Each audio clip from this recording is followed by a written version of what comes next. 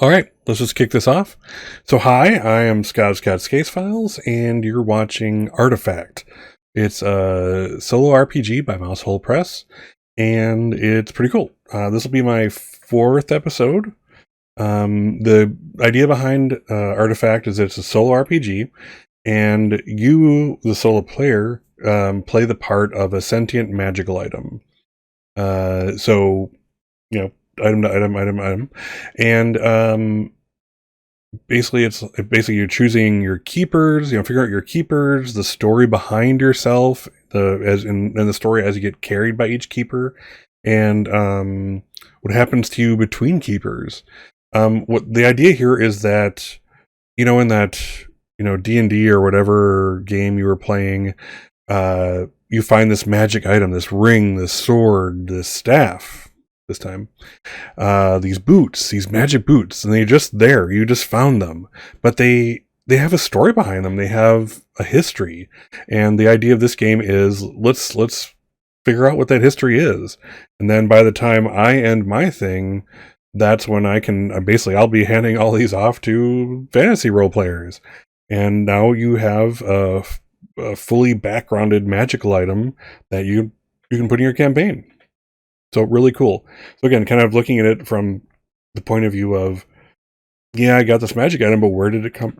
Where did it come from? What's its history?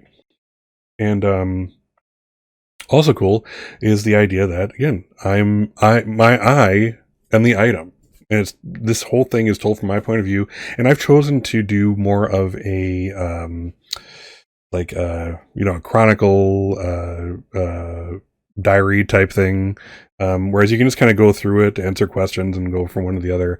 I want to do more of a robust history of things. So yeah. Excellent. All right, let's get started. So as I said, for this episode I chose the staff, and I found, so this is my fourth episode doing this, and I found that what makes the system more effective, what makes the story you're telling more effective is, pardon me, I said it with my cough wasn't completely gone. But what makes it most effective, I think, at least in my opinion, is starting the item off with a drive of its own. Like, what is this? And kind of the traits I'll be giving it kind of help. But I like the idea of giving it this one word that it's driving for. For the dagger, it was blood or life. For the the boots, it was dedication.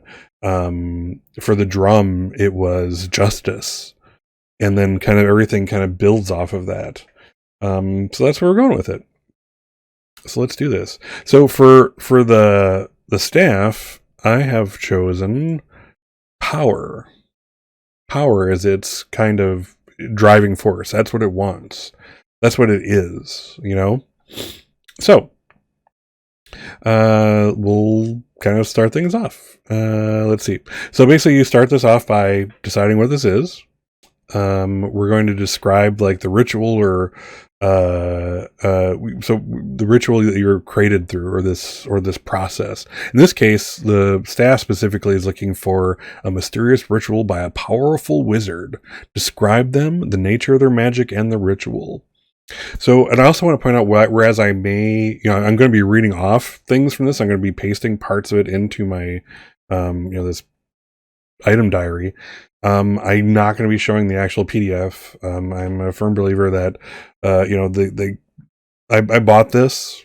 I supported the writer, and I want everyone else to also. And I don't want to just put everything out there where you get the point. You get the point. All right. So, it was formed by a mysterious ritual by a powerful wizard. Describe them, the nature of their magic, and the ritual. And I'll be giving it 3 traits. So let's start off. Let's start off getting just right into it here. All right, so the staff. I don't have a name yet. I haven't earned a name. But let's go through item creation. So, and again, I do my very best not to prepare for any of this. I did choose staff. I had, for some reason, the staff was the item that came into my mind when I was kind of, getting psyched up for this week's episode. But that's it. I kind of keep things to the side otherwise. So we're also going to be dabbling in one of the add-ons to the game. So in another game, we did Burrows and Bloodlines, which is like what happens. What does the item witness in its downtime between keepers, between between keepers, between bearers. And we'll kind of get into that if you haven't seen an episode yet, what that's all about. But this time, I think because the options for keepers are getting kind of old, I'm going to kind of delve into all walks of life, which is another kind of add-on that if you buy the game, you get that and the Burrows and Bloodlines also. All right, I'm going to start to use that a little bit. We'll see if I do it for all the characters. I don't know. I've gotten a little too efficient at doing this, where my last session was way shorter than I wanted it to be, but I like when it's done, All right, so let's start with the description here. All right, item creation. So I was carved from a single U branch. A sturdy piece of wood that was let's see, carefully and delicately formed and sanded by the wizard Mortriel. Name is making this up as I go along.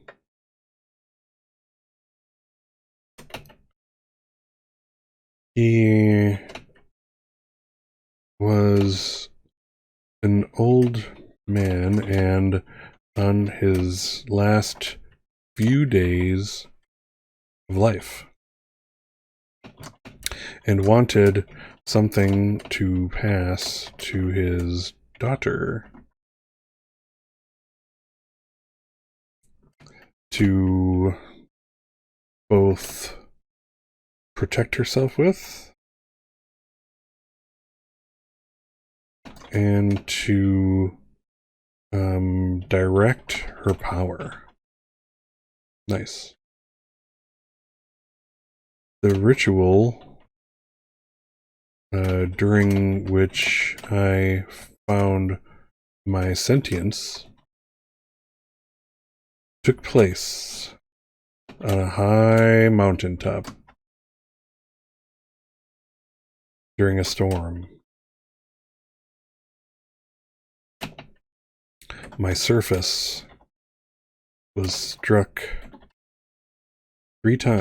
thrice, by lightning, and both blackened and hardened through the coursing of energy through me.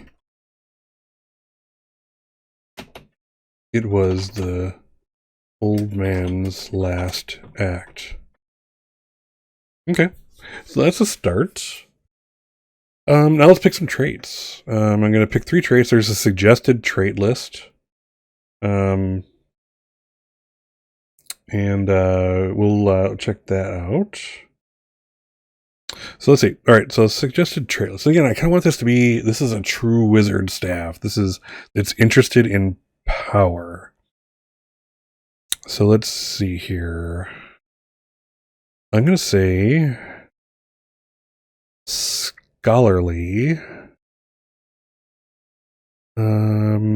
curious, and otherworldly. Scholarly, curious, otherworldly. Okay. Curious, otherworldly. Cool. All right, that's step 1. We're doing great. So you get the feel. We're slowly making this. We're slowly making me come to life. That's what it's all about. All right. Let's see. So normally, again, as I say in the other episodes, normally at this point you would draw the item. I don't have a fantastically great way to do that in the stream, so I'm going to do that later. My intent is to kind of draw, put all this in kind of like the more standard form with Artefact, and then make this available to anyone who can use these items and who would like to. So, all right. So we start off with Keepers in Time. This is we start off there. It's in 3 acts: Newly Forged, Time of Glory, and the Ruination. So the idea is you take this item through its life cycle, and it can end with loss of the item of me. It can end with destruction of me potentially. I haven't done that yet. I kind of like the idea again that this is an item that I can then pass on to role players in other games.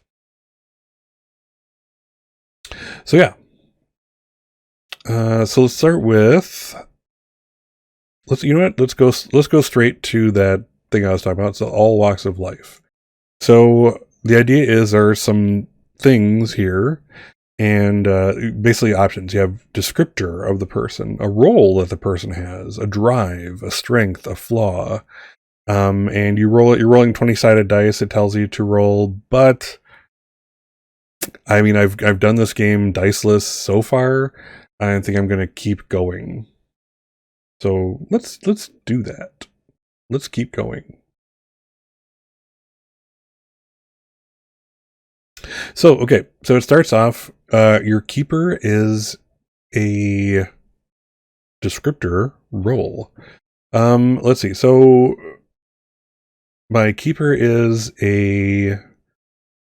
Let's see. A curious, like me. Curious.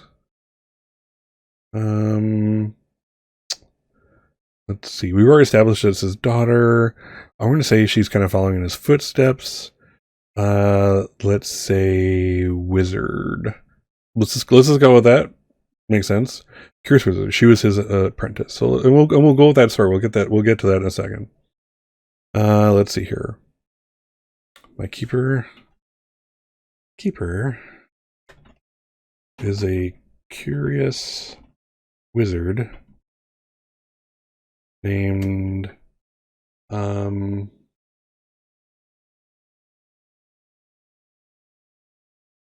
Nambia, daughter of, and what do we name this guy? Mortriel, daughter of Mortriel. She discovered me lying next to the old man's lifeless form. My construction and sentience attainment complete. Be a little analytical. And I apologize for the web captioner. I think it's a combination of my bad diction and the fact that it hates me, but we'll go from there. All right, so let's go back to All Walks of Life. So I like to put some flavor in there. What's the look? So the look is austere robes earned by rank, and let's see here. Let's just go back here. She dresses in the robes of a wizard. Let's see. Let's call her an initiate. She's still young also. And let's go to the drive. Let's see.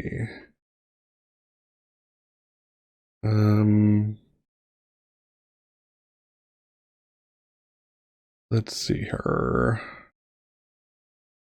And in the deepest parts of her soul, seeks to get revenge for her family, who was wronged by the local warlord.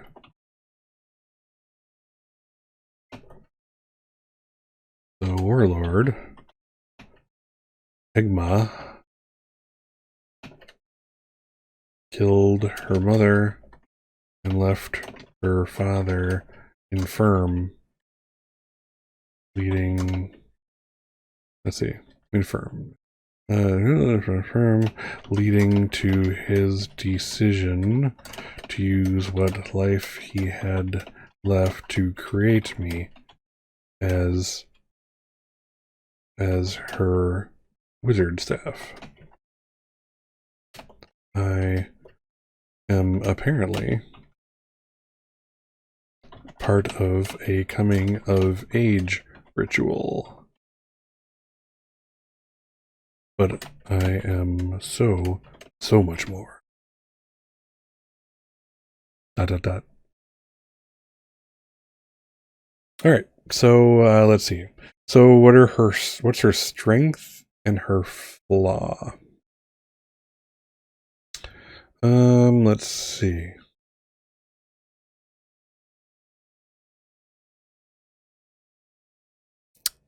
I will say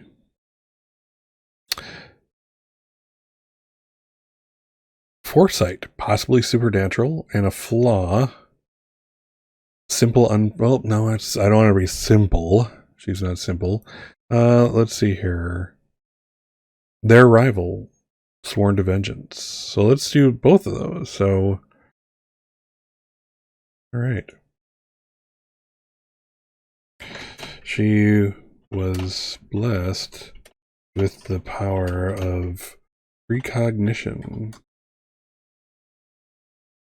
the thing that Igma sought to gain control over in his attack.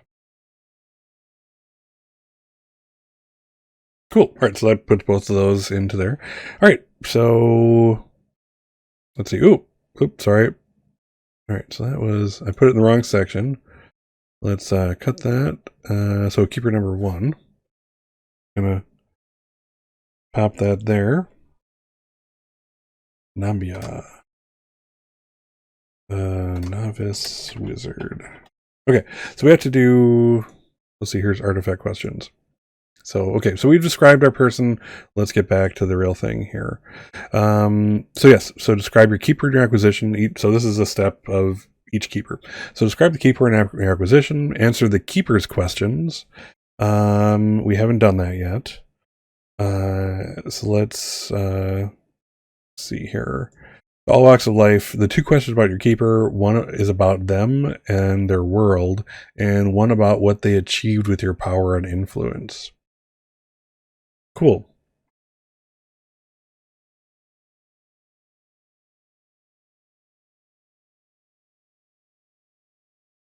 Okay.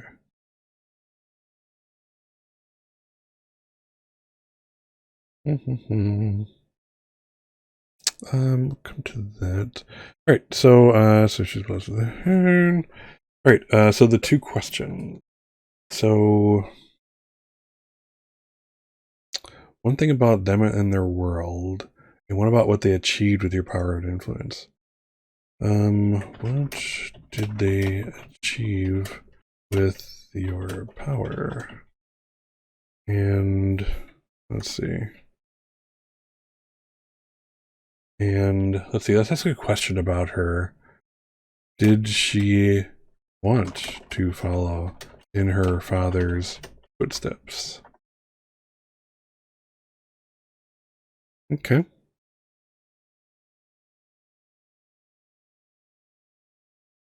Okay. Let's see. Upon making contact with my polished surface, I became aware of the fact that she was not a wizard, by choice, but by necessity. Her family were the local village's wizards, and the village relied upon them for certain arcane ceremonies and conjuring. Not wanting to cripple her beloved village, she chose to walk the path of her father. Okay, so what do you choose the power? So this is kind of like, so this, it's almost like it asks this question too soon, because the next part is going to be kind of like the big things that they do with them. So what I like to do, what I've been doing, is kind of what was the initial thing that they did, and then kind of the following charts, which we'll get to, are like the continuing story type of thing. The cool thing they did wasn't the last thing they did most of the time with me. So, all right. So what did they achieve with your power? Following both her abilities of premonition, and my guiding power as well, she hunted Igma down and found him at a small hunting encampment with several dozen of his men.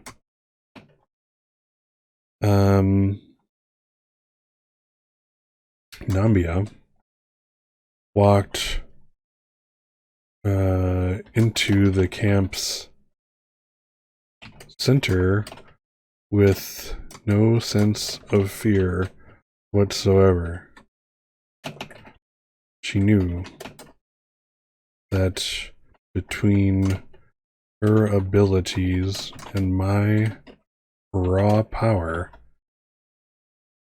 vengeance would be hers. And so it was that she summoned Igma from his tent and challenged him to a battle to the death.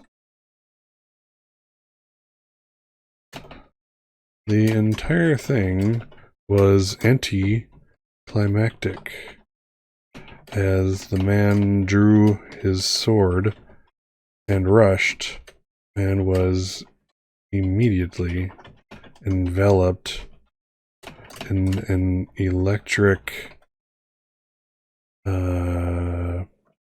in a fury of electricity. Reaching out with my power was power like that the first time was invigorating. Okay. All right, so we continue with this person. Let's see.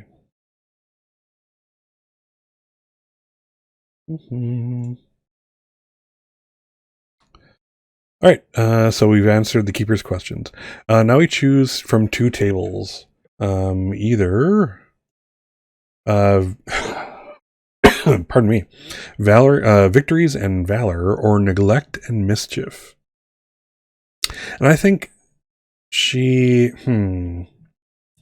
this is a tough one. I'm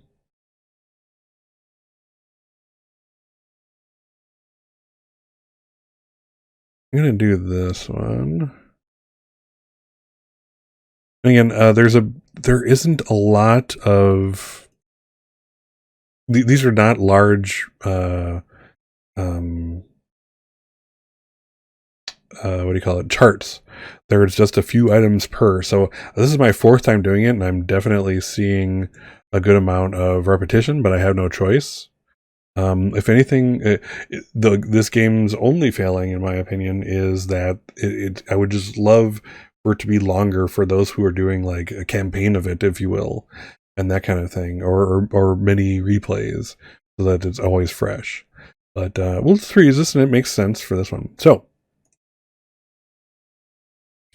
all right.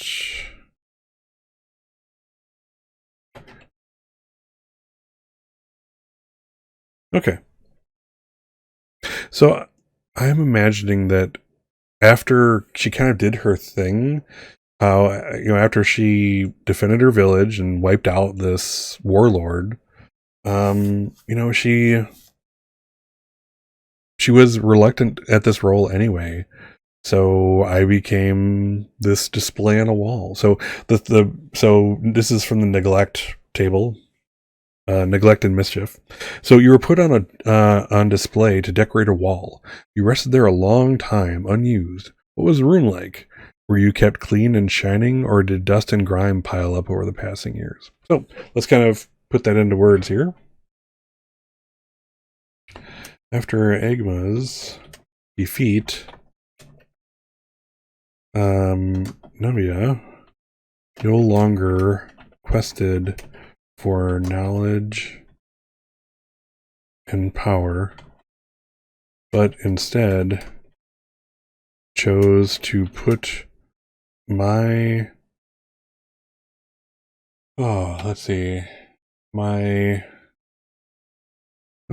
chose to put my form away and show me as but a memory of days of glory from long ago. And I hated her for it. The room was bleak and rarely visited. She kept me in a room filled with unused furniture and trinkets from her father's past. It may have even been his workshop one time.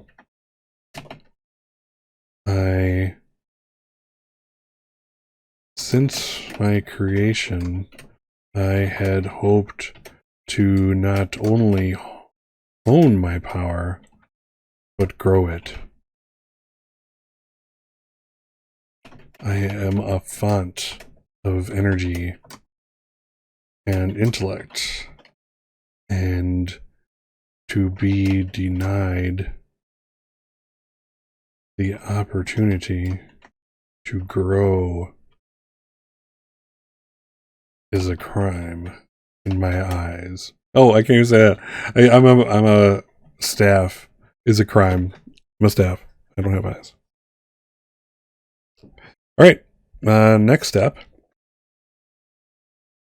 So we change one thing about this.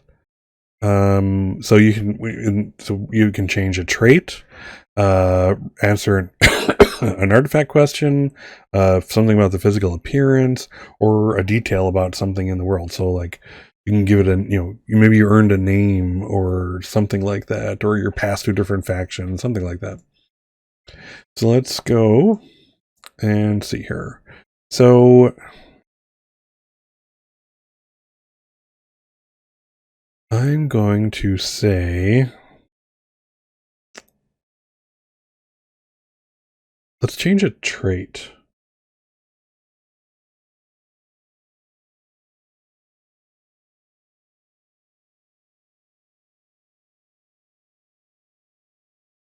Let's change, let's see.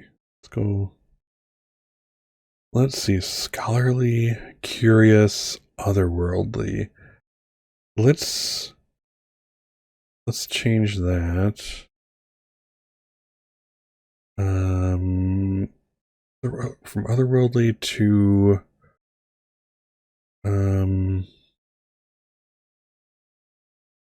anxious. I think anxious is another suggested one. So yeah, let's just cross it out. Anxious. So yeah, I've been by being me. My entire need, my entire reason for being is power. To hone it, to grow it, to understand it, to mutate it, you know, to be used as I will. And here I am, I'm put on a shelf as a display, and not even a well seen display, a crappy one. So now anxious, like, oh my god, they just put me down. Is this it? Am I going away? Etc. Etc. All right. So we've done that. All right. So the next step is consider how the answer an artifact question. Sorry. So let's answer an artifact question. Let's see here.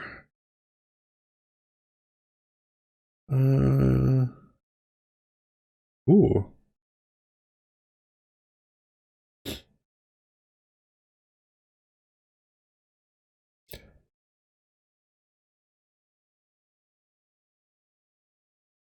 Do this one. This is interesting.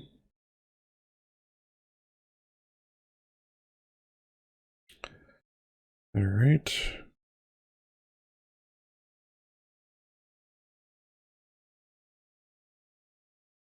All right.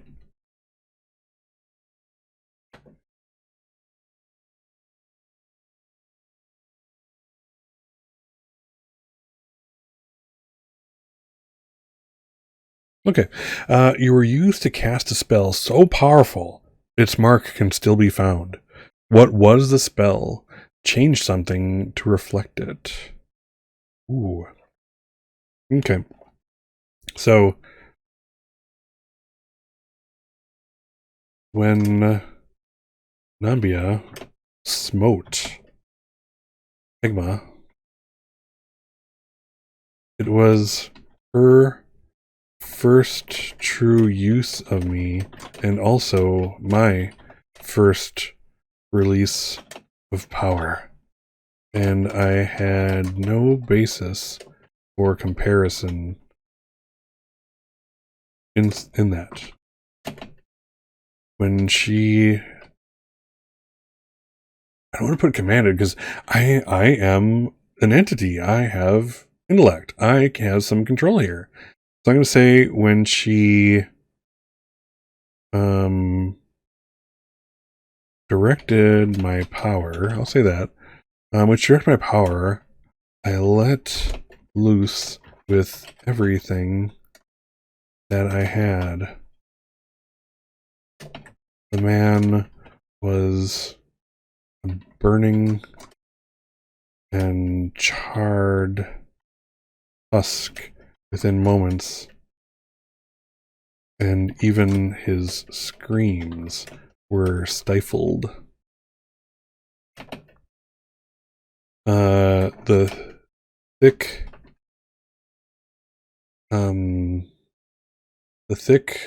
top of me turned a darker, scorched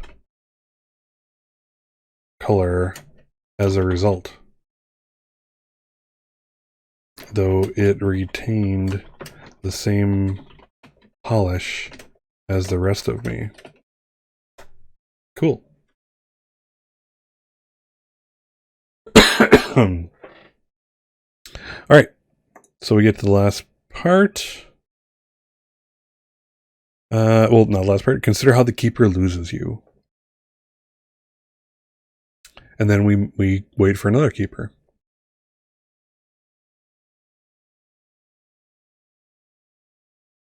Okay. All right, so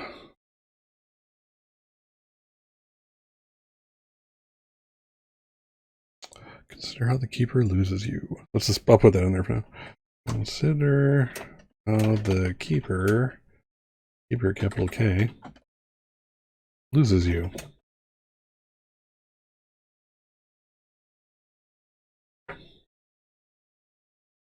Okay.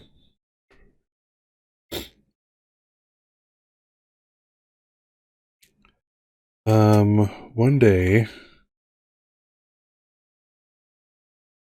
how far past my original neglect, I cannot say.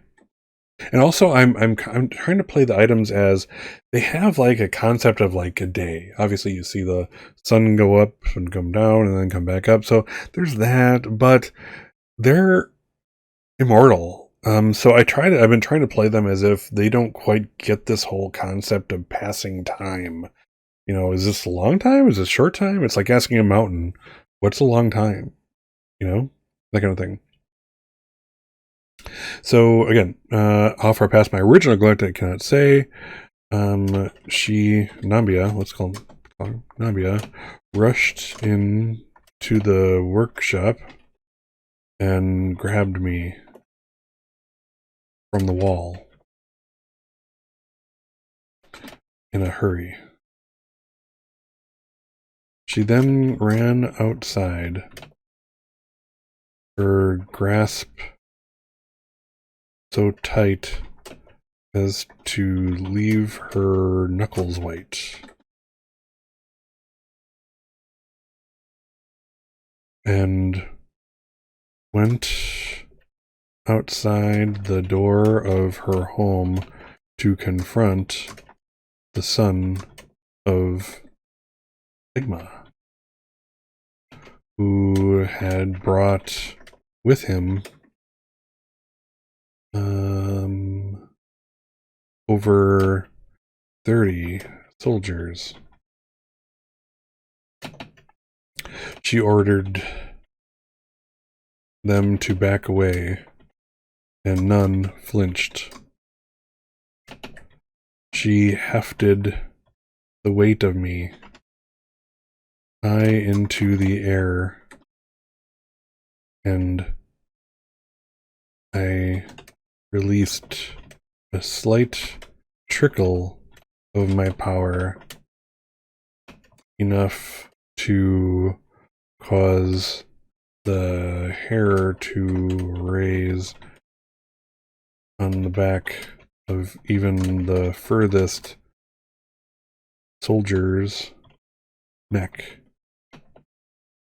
and for sparks to play around the top of me.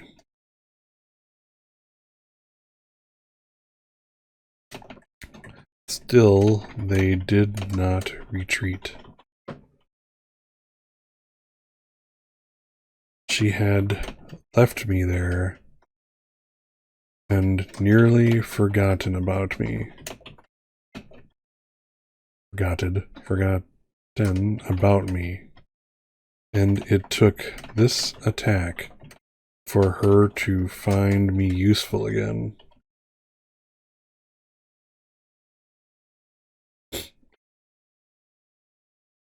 But nothing. The wait would be worth it to test my might against this group of her enemies.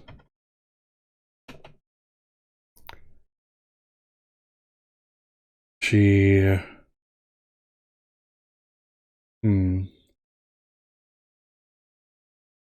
I heard her voice and felt her command rattle through my form. This time, I chose not only to answer with my power, but to try to exceed even the last blast of it.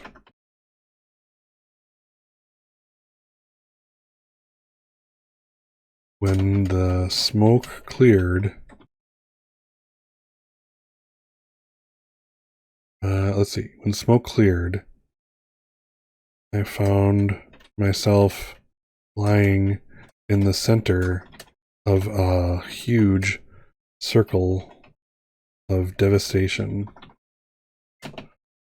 Devastation. No, really? Sorry. Got to move it up there. I did mean devastation.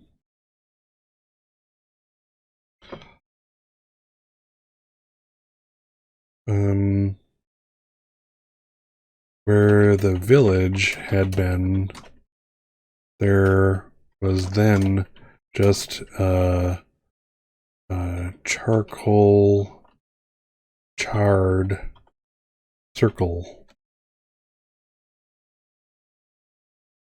with nothing at all left standing. And I was alone.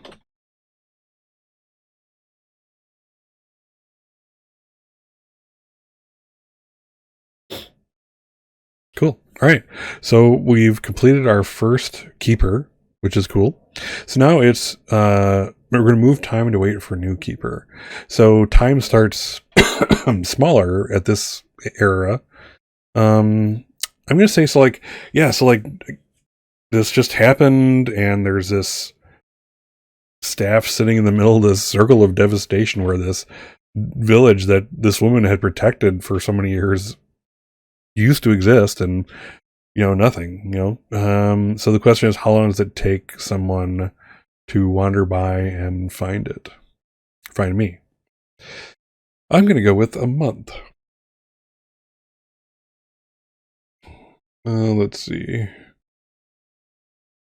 A month passes. All right. So one of the things about this game is that in this downtime, it encourages you to kind of get in the mindset of the item. So one of the things it does is there's a time of rest. So in this age, for a month, rest is 20 seconds. And during the rest, you're supposed to think about the silence and solitude of abandonment. And again, I found this very interesting. These rests, like you start the timer off, and the shorter ones, just it ends pretty quickly, but you're still kind of relaxed, and it's a kind of a start to bring you out of it. And as these rests get longer, things kind of change. Well, I'll cover that when I get there, but you'll kind of see. So let's do it. And I apologize for the silence here, but I'm just going to do the rest. I'm actually the game actually comes with wave files or music files to play during these rest periods, and it's actually timed to the rest time. But I've chosen not to use them. While I did get permission from the writer to use the logo of Artefact, I didn't get permission to use the music on my stream, and I don't want to do that. And silence is okay. So let's do the 20 seconds. I'm going to put my little faithful little phone timer on. And I encourage you, the viewer, to rest with me. So close your eyes deeply and think about the silence and solitude of abandonment. Here we go. 20 seconds.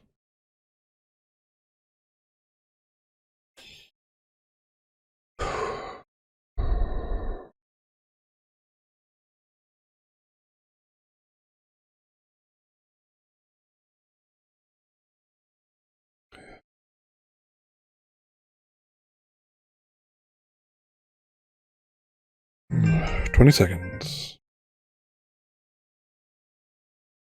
So you can imagine, like, again, that time is not understood by the object. It doesn't quite get this concept of time passing, what's long, what's short. And it kind of, you can imagine, it kind of loses itself in its own little lead, if you will. As time goes on, it's just, whatever, just keep waiting. So a month passes before I get my second keeper. So let's see here. So I'm going to go like every other one will be from the book. The next one will be from, what do you call it? All Walks of Life, which is, kind of getting more into the nitty gritty of your hero or your keeper, not necessarily a hero. But let's call this one, let's see here.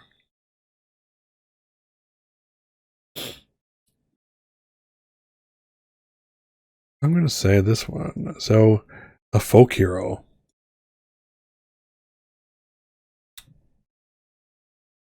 All right. So let's do this. I'm going to bring the questions down for this right away. For the folk hero.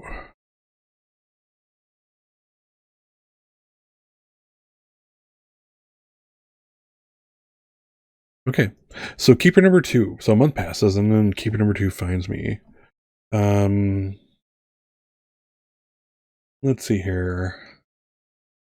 Let's see here. It's a Z. I know it's a Z.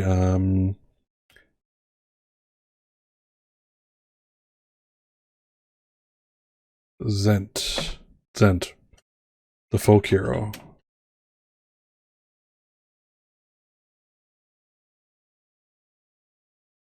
And these are the 2 keeper questions. Oops.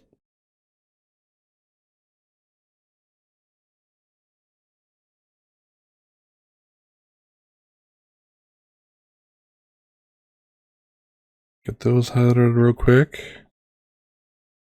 All right. Zent.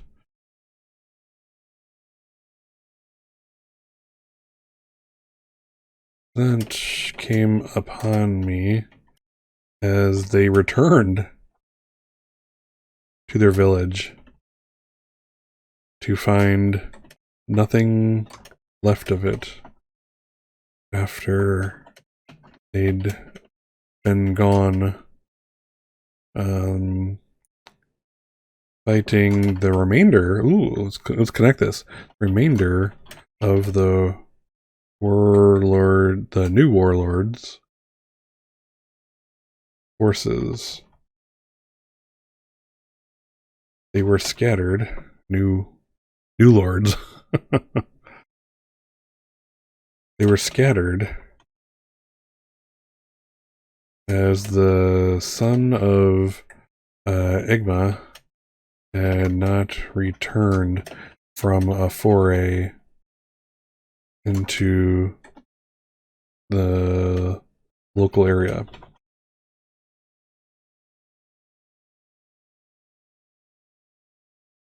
He picked me up and immediately felt the heft of my power.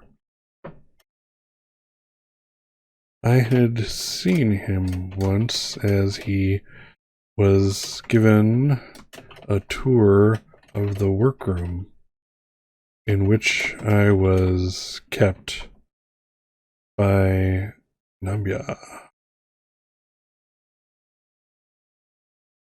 and knew that she saw him as a true hero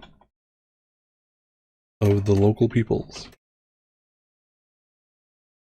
Describe the isolated village they work to protect. The village is no more, having been destroyed in my last outlet of pure power. I felt no loss at it.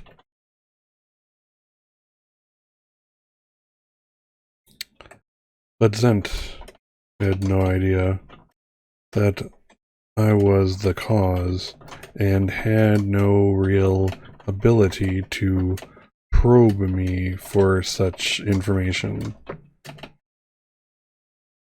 While Nabia had been truly my keeper, this one felt like just a man. How do you protect them home in a time of crisis? I'm going to say this person is not only a defender of the village, but of the local area. And that's what we're working with.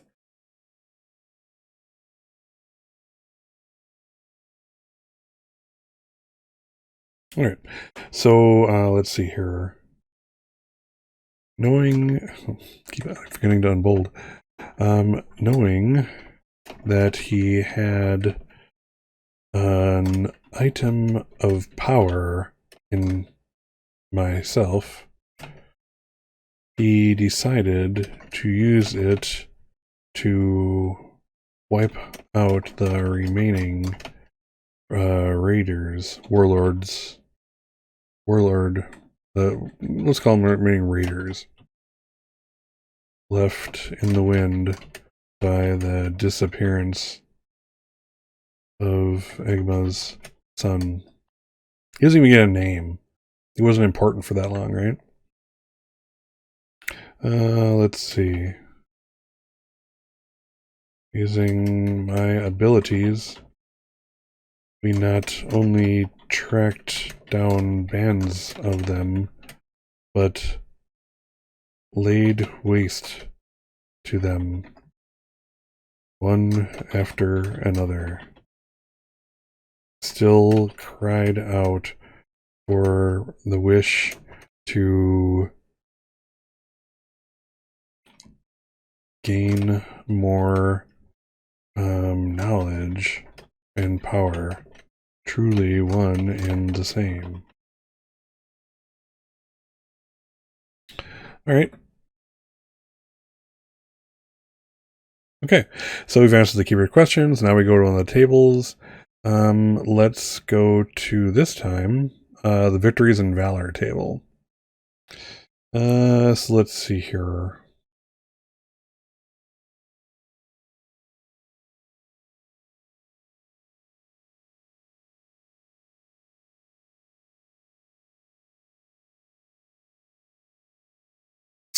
This is cool. This is why I'm going to add. This seems appropriate to kind of add to this portion of the thing here. Okay.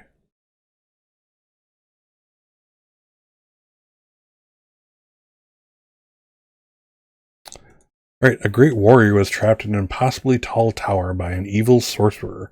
Why did your keeper owe them their life, and how did you help to free them? When I learned that, let's see here, Zent's sister, also a local hero, was trapped in an honest-to-goodness wizard's tower. I knew that my call for knowledge was being answered.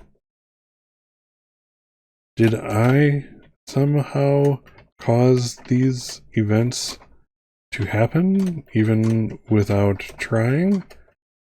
Or was this just happenstance? I may never know. But I may never know. Let's end it with that.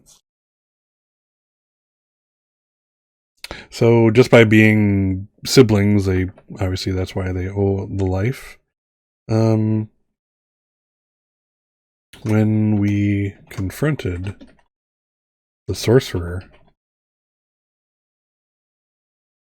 the wizened old man saw me and sensed what I was, but what I was, and the immense power contained within me.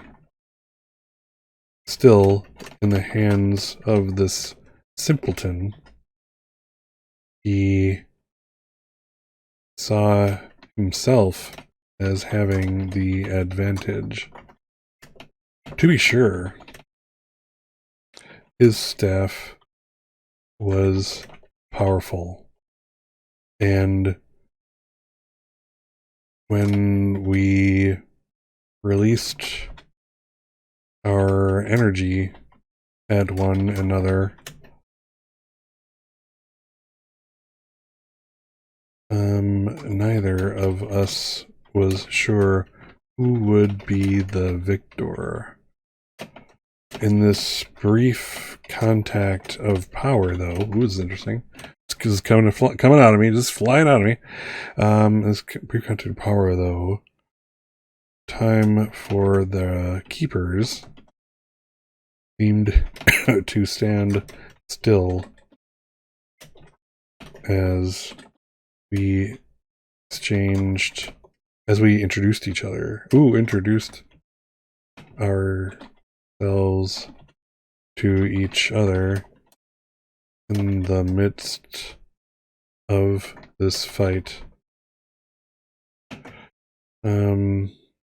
Knowledge was shared, and I was asked to submit, but in the end, I found that I could not. Submission does not get one power.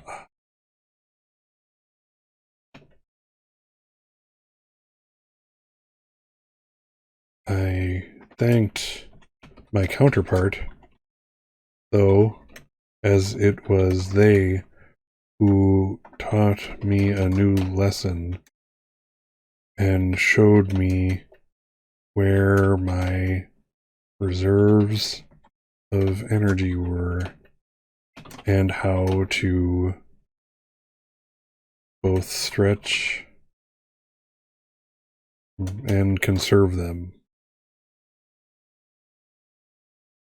I thanked them again as I destroyed them, leaving both the staff and sorcerer not but dust. Cool.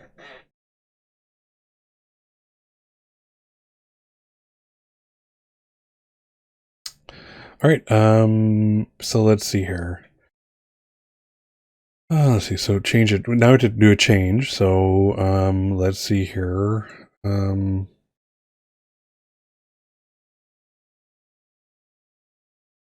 Let's see. Maybe a name?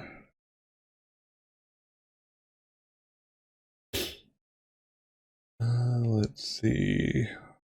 All right. Let's see. As the staff known as. Oop. Or the staff. Let's see.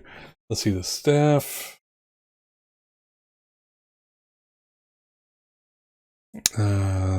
Staff.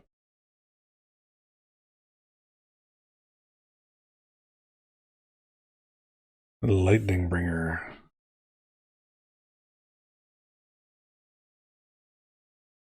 Lightning bringer. So yeah, this uneducated hero. Oops, sorry, I forgot to switch back. This uneducated hero, knew nothing else except that it had nothing to do with them. This whole thing, it was all about my power, and again, all this guy knows is that I released the lightning and we won. Yeah, lightning bringer, not Stormbringer, that hack job of a sword, but lightning bringer. All right. Okay, so we've done that. We changed something, so let's go back to our hero or keeper. So let's answer an artifact question. Let's see.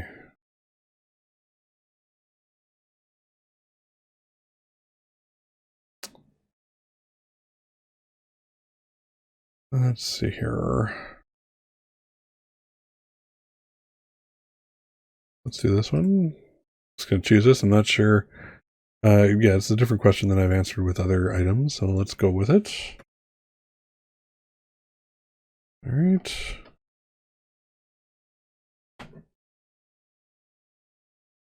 Okay.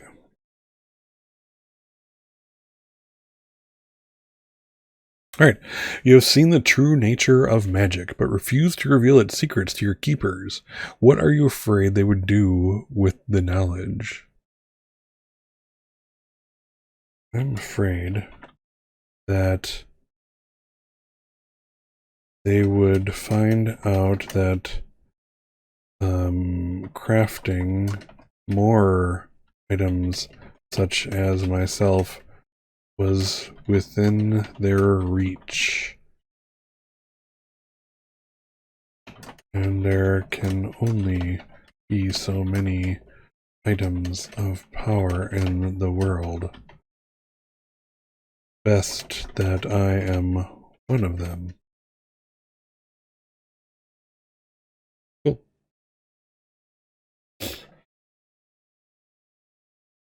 All right, so you've answered an artifact question. Next is consider how the keeper loses you.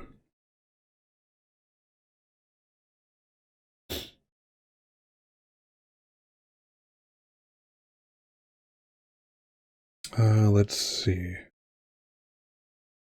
Ooh, I have a good idea.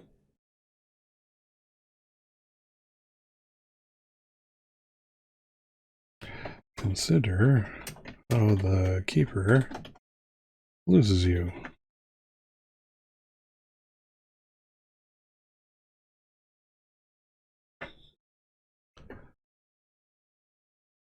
After the battle with the sorcerer,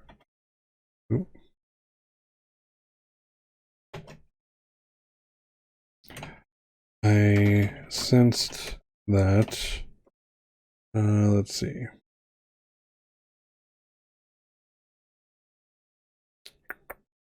Zent. I sensed that Zent planned to damn me to the same existence as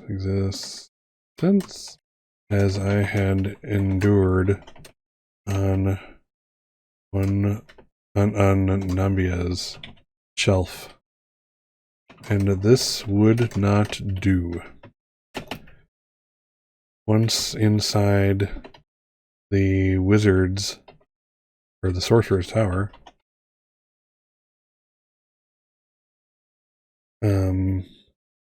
Zent finding his sister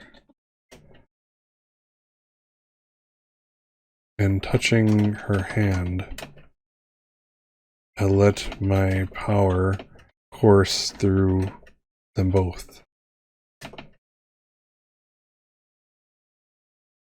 In mere moments,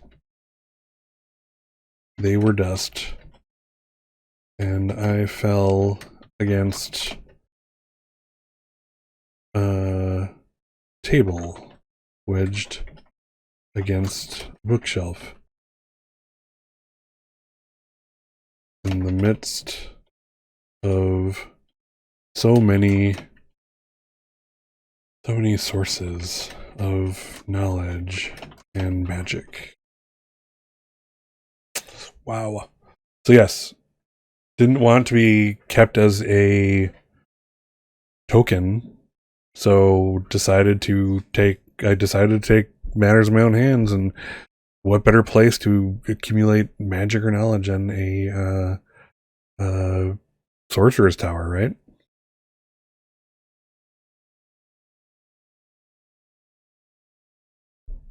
All right. Right, so that's how the keeper loses you, and now it's time to move forward again. I'm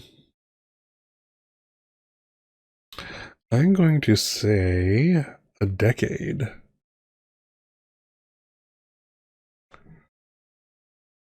Yeah. Okay. So yeah, in this case, it's 1 minute. All right.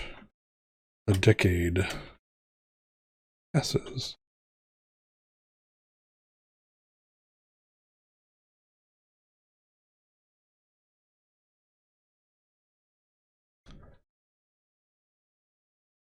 Cool. All right. So a decade is a 1 minute rest in this age, in this newly forged age. So let's do that. Right.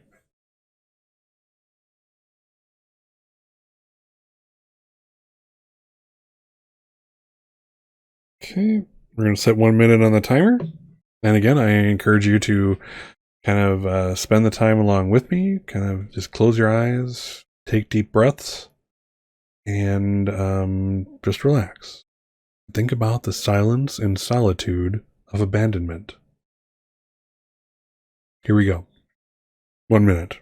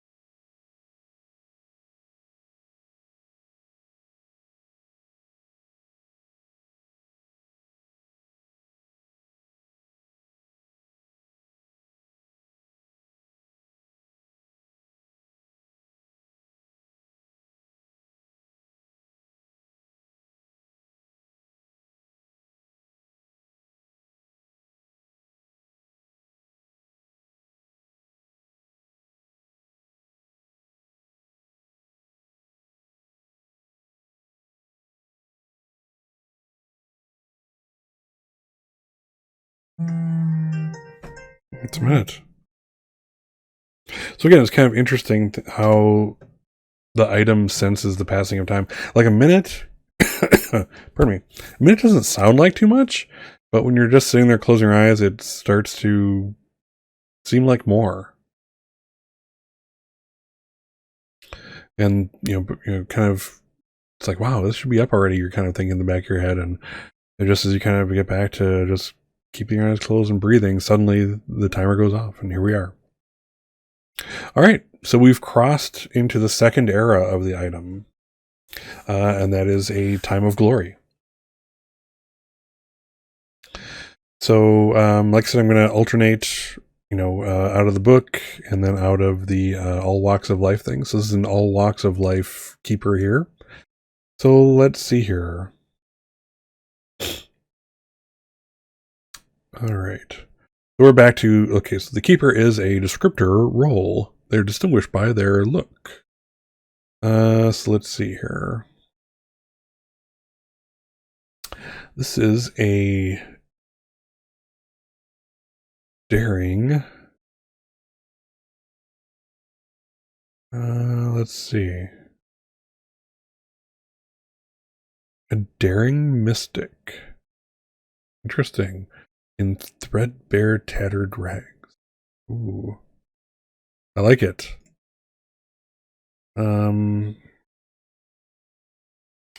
name is Lavinia.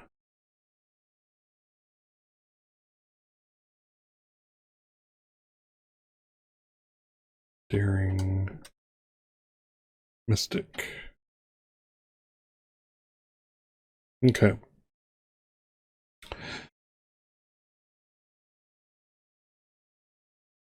Oh, hey, thanks for the follow, August William. I appreciate it. Glad you're enjoying the stream. Hope you're having a good Tuesday. But yeah. So, here we go. Pajamas. Yeah, this the web capture is not the best in the world. So, but here we are. So again, August Williams, thanks for joining the case files. I hope to see you around, and yeah, feel free to chat around if you like or not. And let's continue with Lightning Bringer. All right. So Lavinia, a daring mystic. Lavinia. Oop. Lavinia came. Oop, is this bolded? Oop, sorry. Hold on, sorry, wrong part. Bold, not paste. Okay, here we go. Let's see. Lavinia came to me sometime later after I had enjoyed the company of other sentient items and tomes. My knowledge and therefore power had greatly increased, and I learned a sense of control.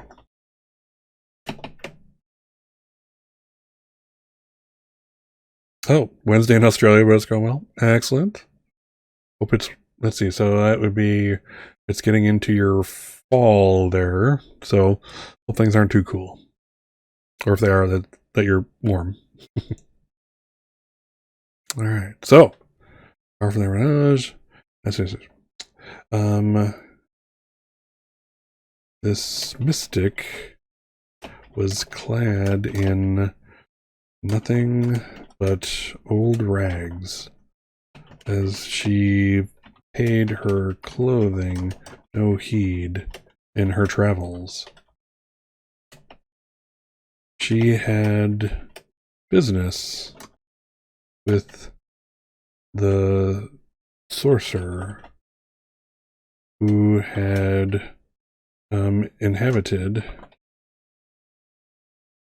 this tower, the tower, prior to my arrival. That's backshadowing there.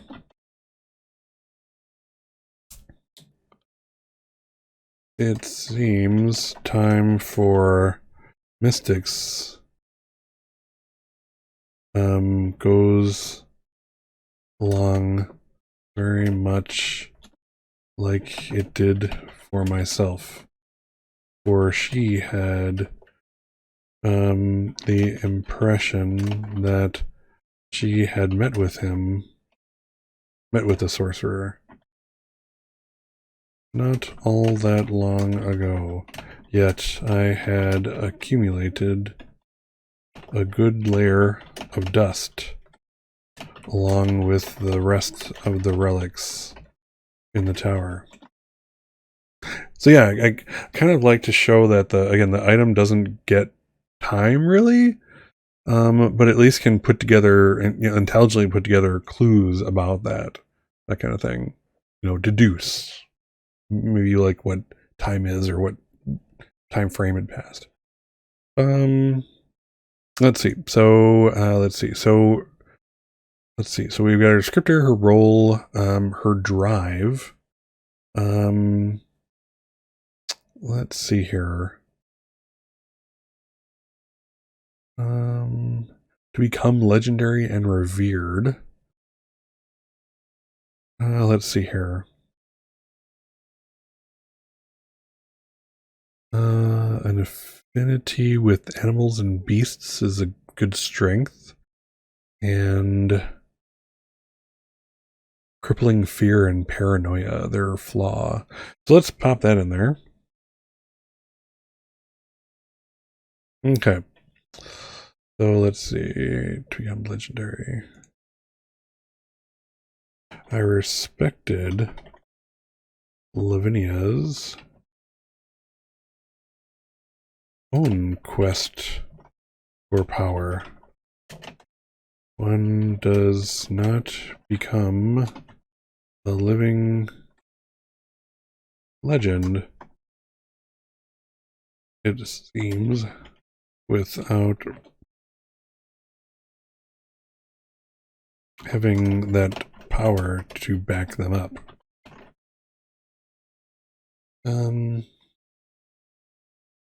Let's see. Wherever we went, She charmed the local beasts to protect us. All the while secreting her fears deeply away, so that only I knew of them. She feared dying unrecognized.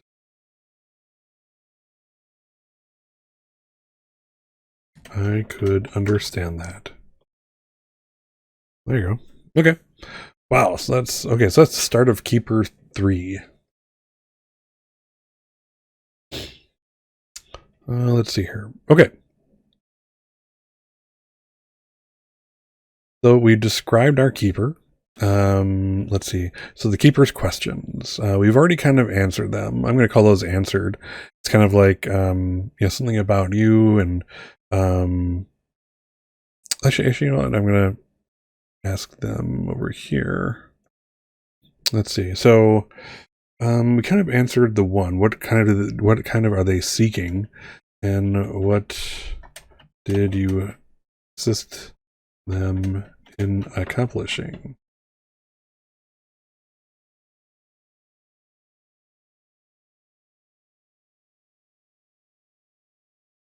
All right. So let's see. Lavinia and I traveled far and wide, learning as we went. She fed my deep desire for knowledge, and thus the power that I could create using said knowledge. And for that, I was grateful and respected her.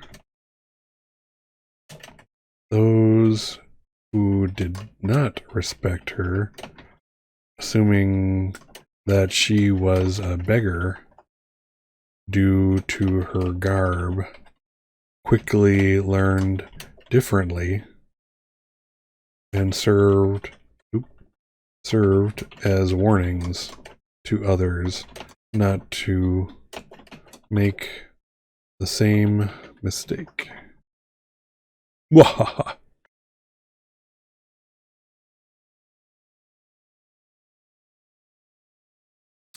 All right. Okay, so we did that part. So yeah, I'm going to call those answered. Now let's do the tables. Again, this is... I really think that I would assist her in being great. She has given me everything I wanted since my creation, so why shouldn't I reciprocate? So let's go to the Victories and Valor table. Let's see.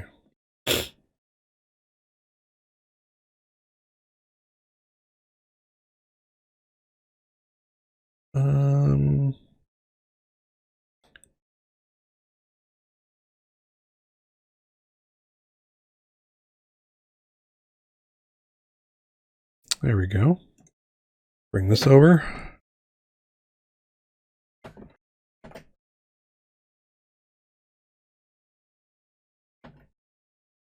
Okay.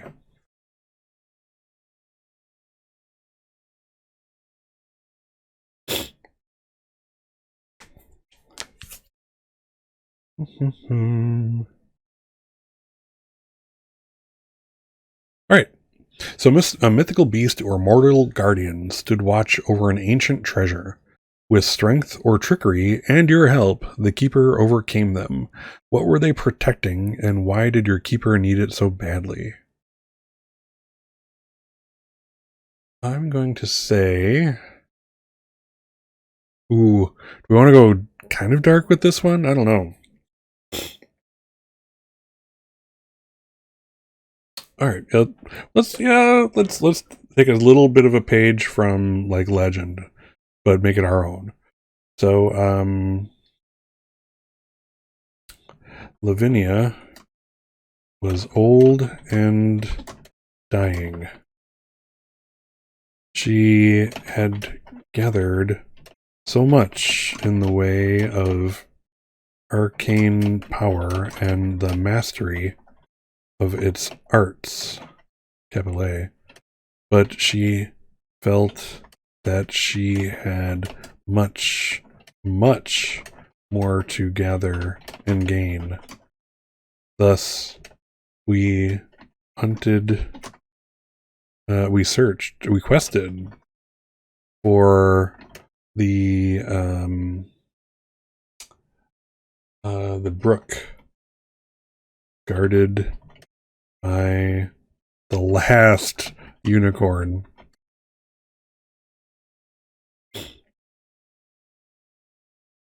Yes, we went last unicorn. We're there. I am a creature of power. I'm above this whole morality thing. The good, bad, doesn't matter as long as I'm gathering power and wisdom and knowledge and experience and breadth of travel. I don't, this good evil thing I don't get. It doesn't affect me. It's irrelevant, you know?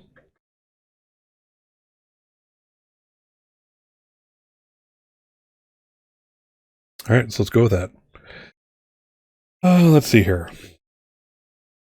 It took years, but we put together the clues, she and I, and found the brook. It was indeed guarded by the unicorn, which stood fast and brave to protect its charge. I respected that, but respected Lavinia's, or let's call her, respected my keepers need more. The beast's magic countered my own for some time during our battle. And during, like the sorcerer's staff before, the moments stretched out and we communicated and learned of one another. The creature was so pure that it could offer me no malice, and understood that the ideals of what mortals call morality were beyond the bounds of my creation or comprehension. She bore me no ill will, even as I reduced her to a charred husk. Lavinia bathed in the brook and drank of its water and was made young again and ready to journey down many more roads with me at her side as her only trusted companion. Okay. So how did I change? So now we have to put like a change here. So, let's see.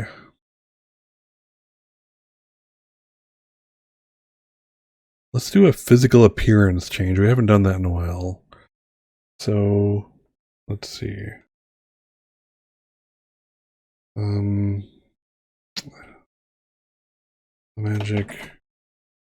Magic that I had exchanged with the unicorn left me, let's see here, with an inner glow as I would exercise any level of my power, not unlike her singular horn had done during our battle and conversation. Cool.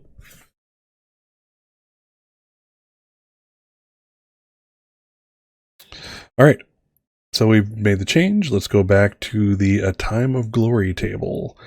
All right. So we've done the table. Now we answer an artifact question. Let's go back to the question list. All right, for the staff.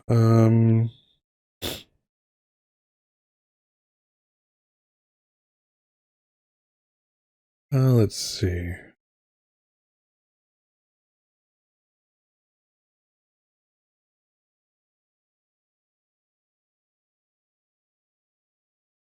This is a good one. Hold on.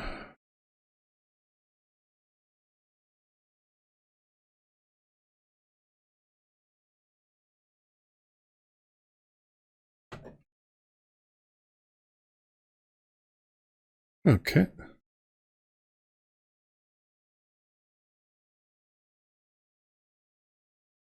Okay, so mortals puzzle over the meaning of their short lives, but you see your own purpose with crystal clarity.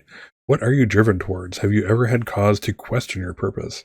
So this is already kind of answered by my own, my own philosophy on this game, which is the item should begin with its purpose, kind of ingrained into them. Its duty, its goal, its drive as its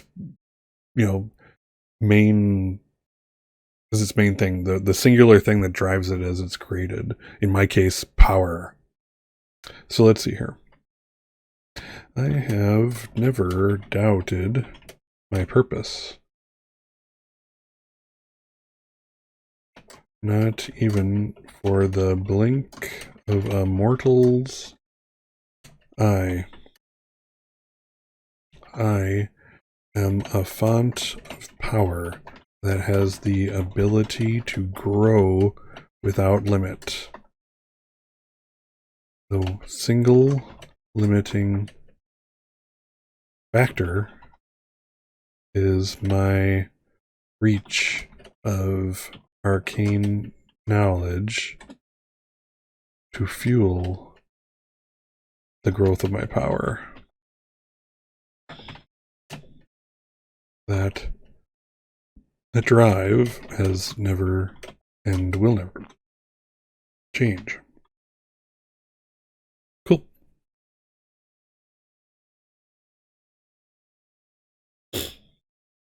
All right, and now we're on to the part of the Keeper where consider how the Keeper loses you. It's a tough one. It's tough even for mystics. Okay. Consider how your Keeper loses you. All right.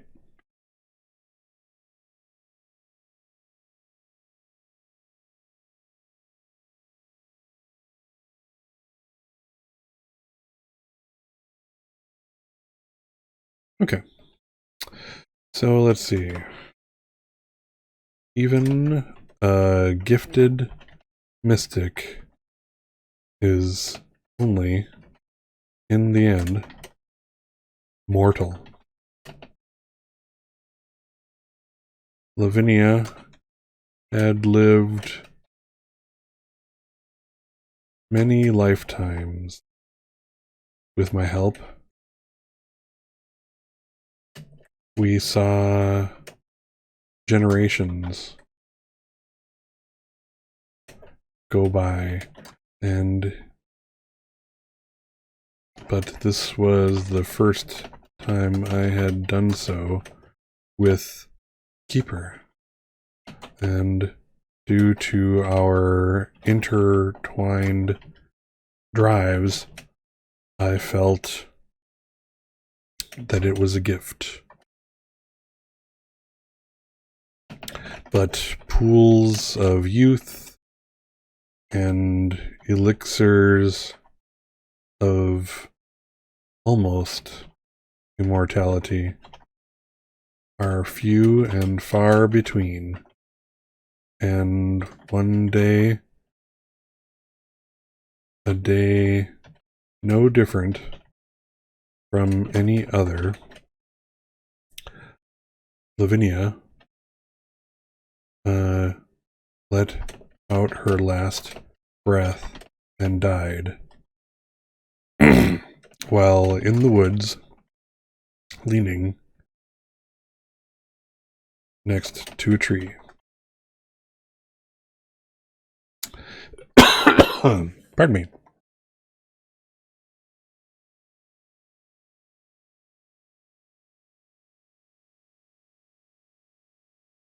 All right. So, all right. So let's see here. I'm going to check things. Yeah. Okay. So time passes. Let's say. So how long is it that I'm just kind of lost and left alone? Let's see. A month, a year, a decade, a century, centuries, a millennium? Viewers, any thoughts? Anything? What do you think? Will this be a long rest or a short rest in this age? That's a good question. Let's see here.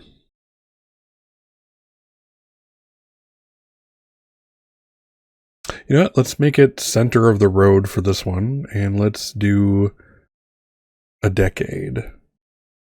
So a decade kind of just lost in the woods. So this is a rest for 1 minute. So this is, let's see. Doing another decade passes.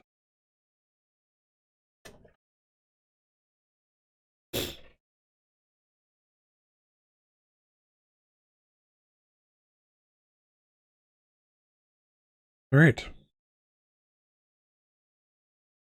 All right, so a decade is a minute's rest at this time. And again, this game has you kind of, again, getting into the character of this item that really doesn't get the passage of time or is, left alone for a decent period.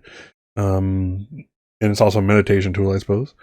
But I like to think of it more as a roleplay tool.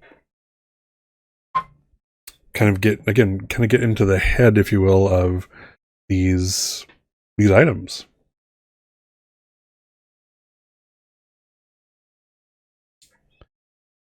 All right.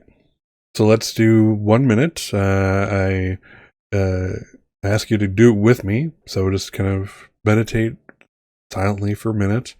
And this era has you, let's see here. So as you rest, think about the weight of every passing day growing imperceptibly with each sunset. Let's do that. All right. 1 minute. And go.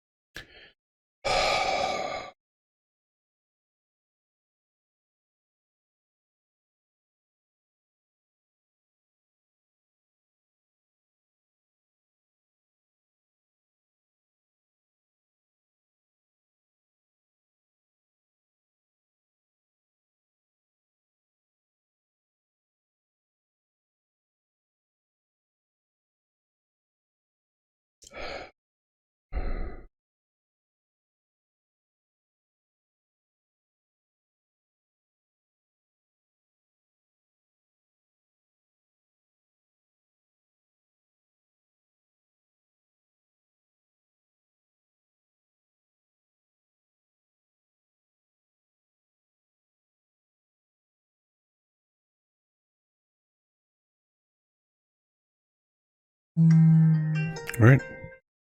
That is a minute.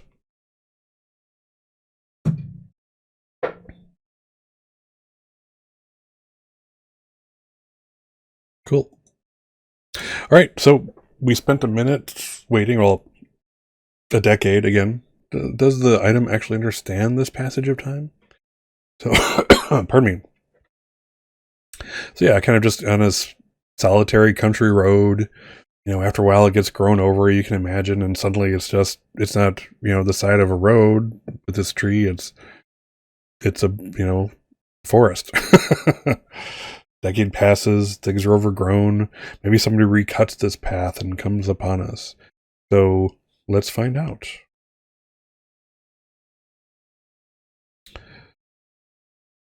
Let's see. All right, so we're still in a time of glory. This will be our fourth keeper.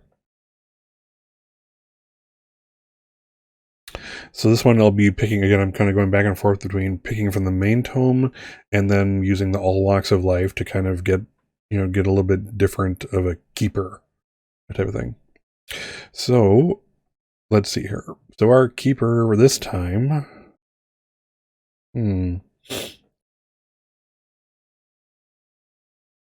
Oh, pardon me. What is it? Good question.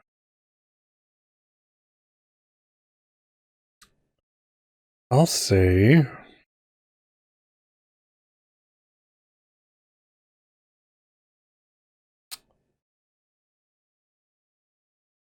this one's a monster hunter.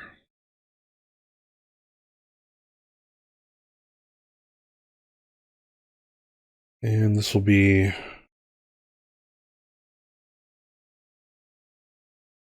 Wattle, the monster hunter. I'll put their questions down here.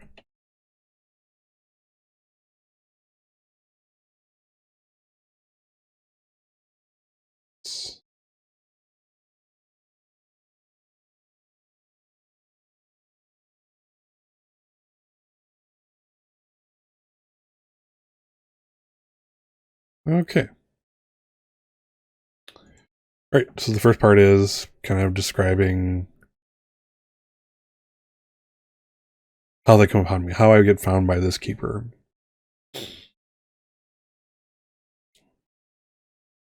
Let's see.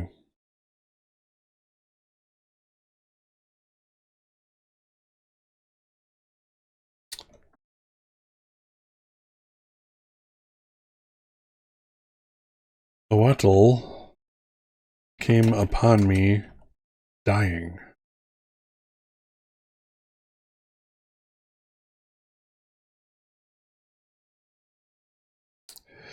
He was leaning against the tree, then collapsing beside it, blood coming from his side and deeply staining his chain mail tunic.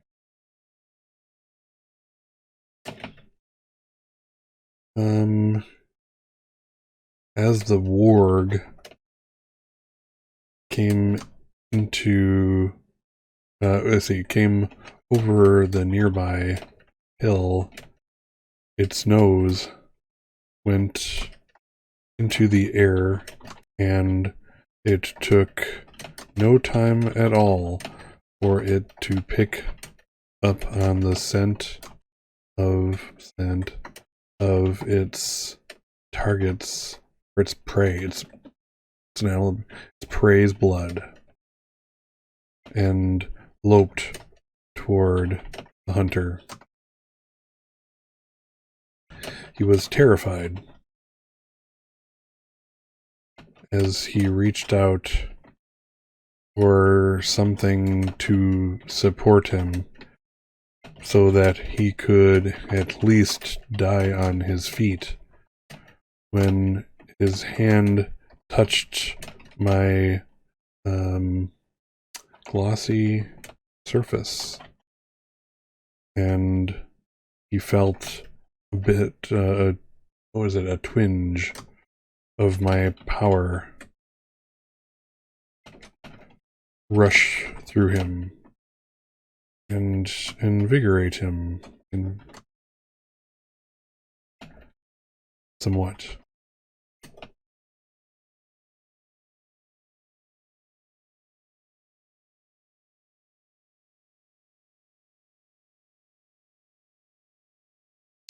Without thinking, he hefted me up between himself and the beast. I was gaining nothing, lost in these woodlands, so decided he was as good a keeper as any, and unleashed my power upon the warg.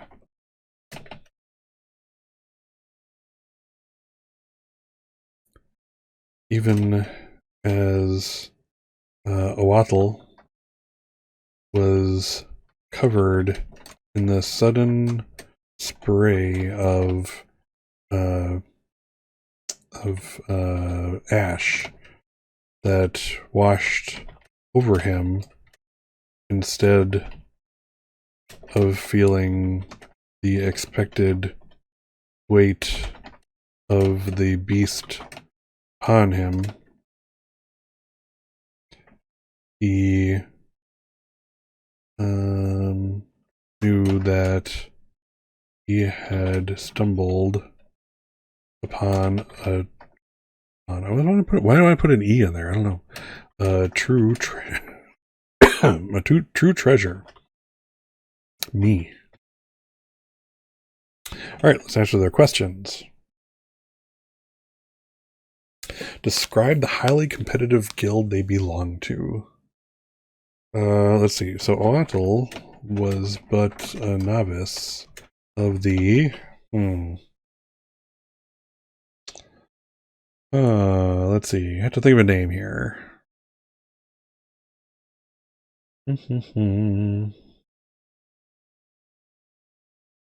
Let's see here.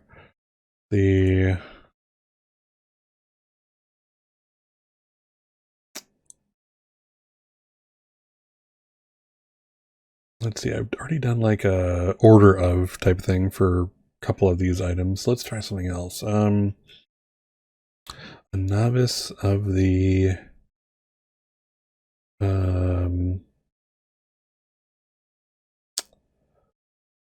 trophy hunters.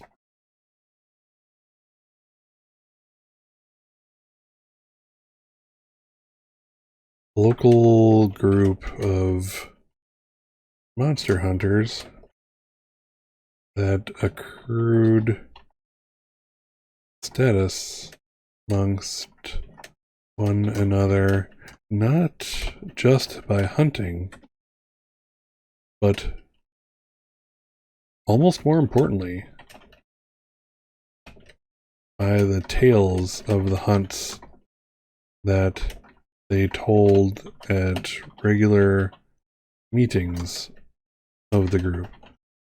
So yeah, it's like these are not just monster hunters, these are tale sharers, tale makers. This is their immortality. Let's put that there. So yeah. Tales to this group was the only route to immortality. And to be sure, they each wanted to be remembered in tale, in story, in song. There you go. All right. How are you used to defeat a legendary beast? Good question.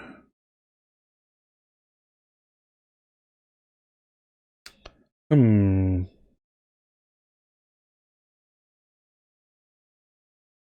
I haven't figured out. We're getting close to the end of our tale, but we're not there yet. All right, so Tails is here. Okay, so how are you used to defeat a legendary beast, and what would that beast be? Ooh, we haven't come up against a manticore.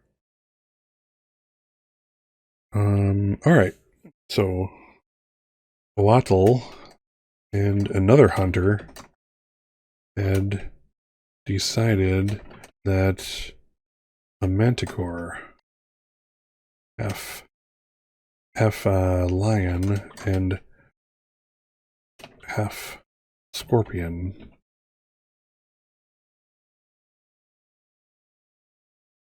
that was terrorizing the area would make for a good hunt and tail. They tracked it down with my assistance. So it's interesting. So in my story here, the two major powers I think have been like just the ability to basically launch lightning and disintegrate shit, and also I've used like a sense of finding things where things are. So this makes a lot of sense. This is coming again. It's becoming more powerful as I go too. So there's that. With my assistance, over the course of a fortnight. That's what, 2 weeks, right? 14 days?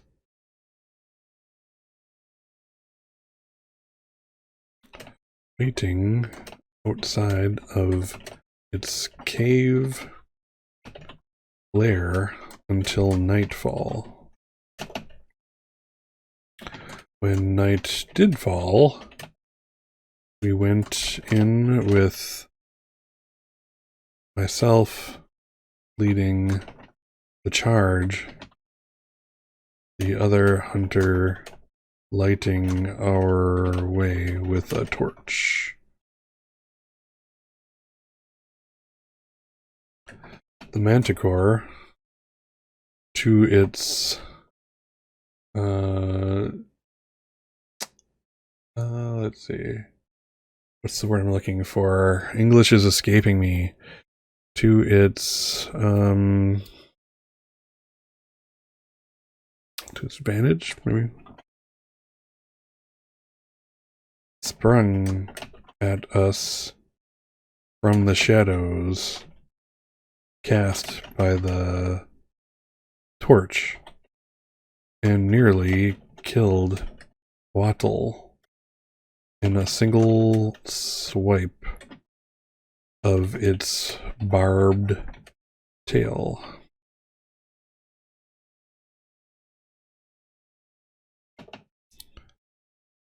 It kicked up a large pile of bones at us, which I am embarrassed to say took me by surprise, and I had to use a sudden burst of my power to deal with. The beast was unrelenting, and it took a combination of my power and the other hunter impaling it on a spear for us to claim victory. It was a mighty beast, but unlike the unicorn, had no magical sentience with which to communicate with me during our melee. A shame. I would have loved to have seen the ages through its eyes, if but for a moment. Cool.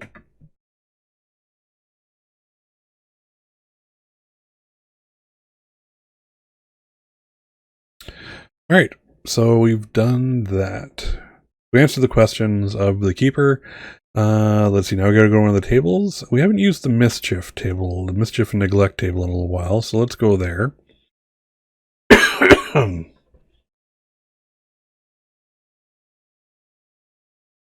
Let's see here.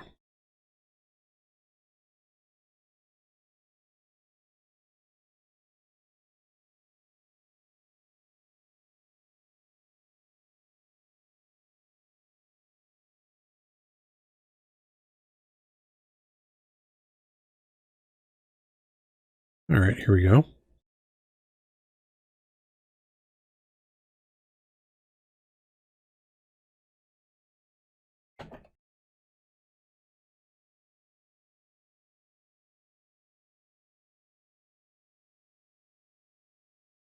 Okay. Powerful magic has a toll. You corrupted your keeper, causing malaise, sickness, and eventually death.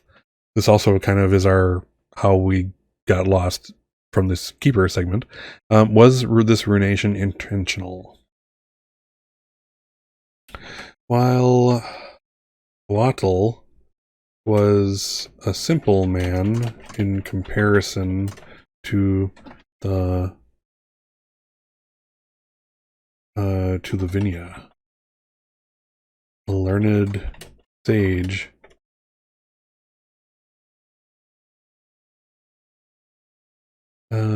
He kept me active and on the move constantly. We traveled from sea to sea, mountain to mountain, kingdom to kingdom, in search of the next beast to slay, to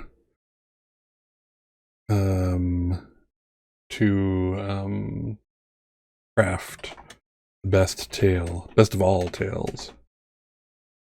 It is because of his lack of knowledge or experience with magic that my power was never truly channeled by him. But in such close proximity to my magic and the deluges thereof, it began to slowly whittle away at his strong and youthful form.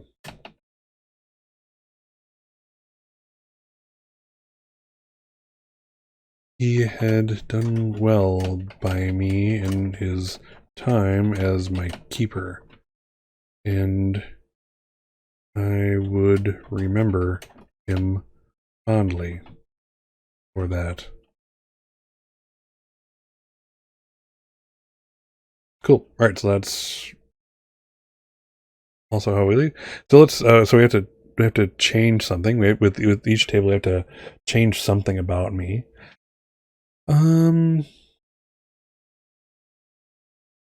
Let's see. Is it time to change a trait?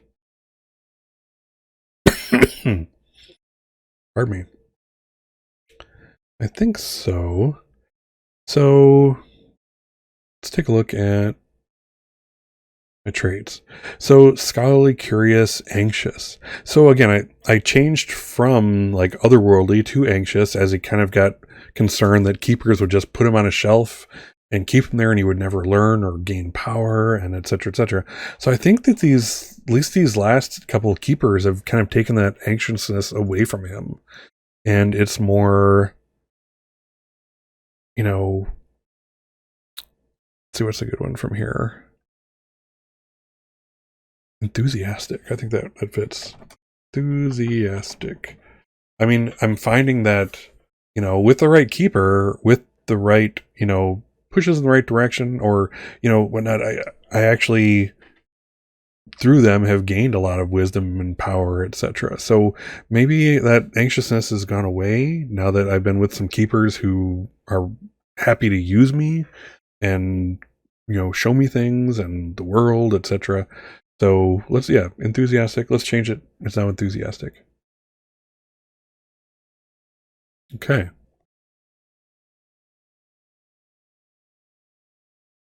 Let's see. I'll format all this later, but let's see. Okay. All right. So, let's continue with this. Maybe that's what we have to do here.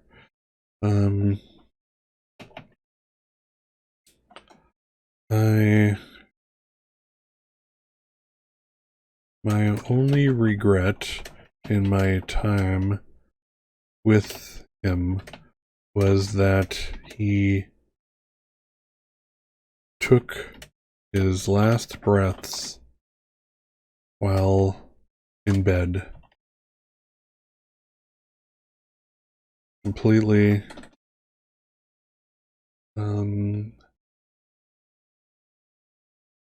shameful for a man who had lived a life such as he. Cool. All right, so let's go to let's see. So now it's time to go on. So I'm not lost this time, so I really can't justify this huge rest. Maybe a year of time before someone else takes him up.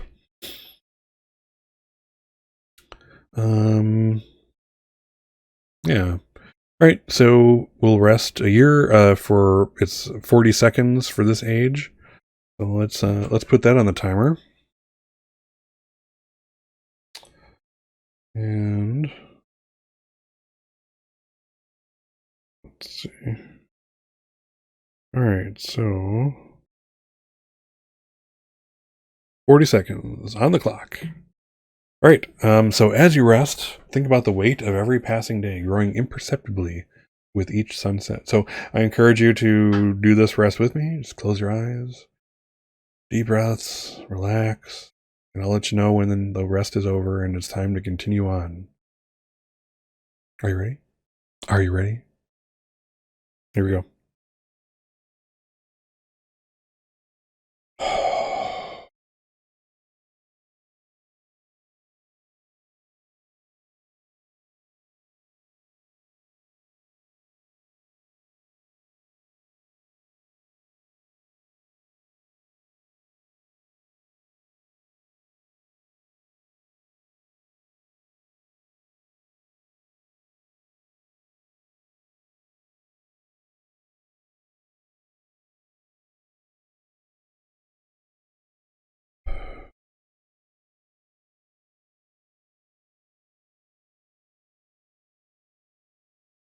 40 seconds. We're back.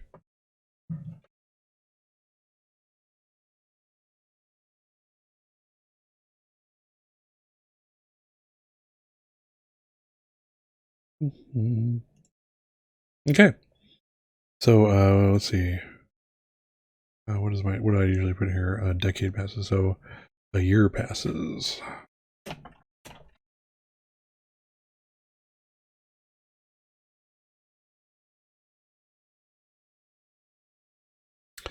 All right, we're in the last keeper.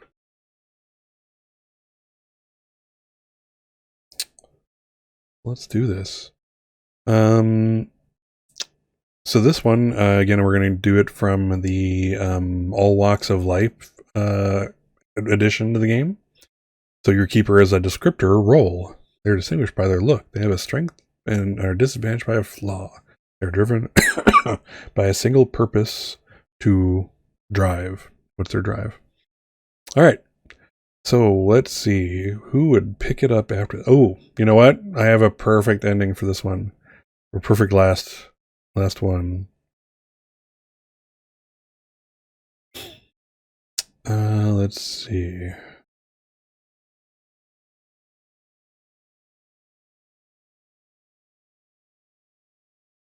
Hardened Lich. Nice. All right. So let's. This Lich's name will be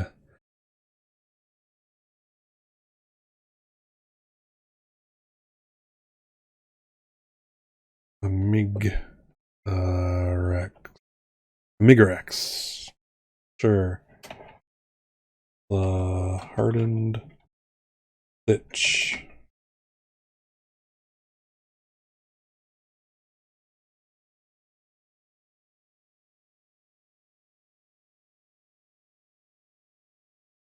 Okay.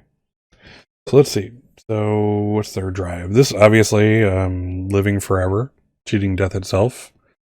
That's what liches do. So what's the strength? A cunning strategic mind.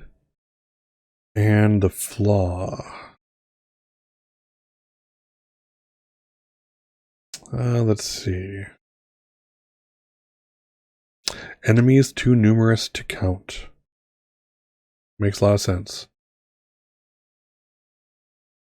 All right. Do this. Oh, and so we'll do questions after this. Let's see.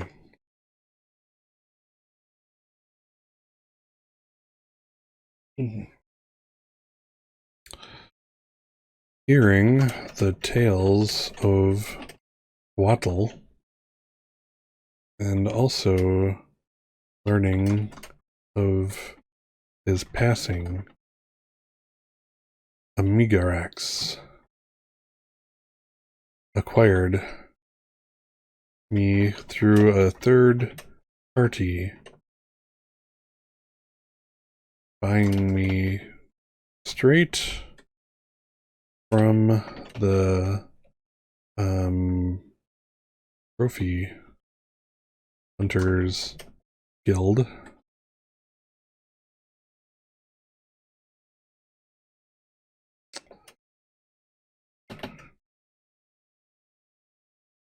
Let's see. He was, let's see, the literal corpse of a man. The flesh having worn away to some extent over his entire form. Bone and organ showing through in places that were not covered by his silken wizard's robes. Them, let's see, like his robes, he was etched with arcane symbols, meanings for which were lost to time. Nice. When he first touched my polished surface and whispered my name to me,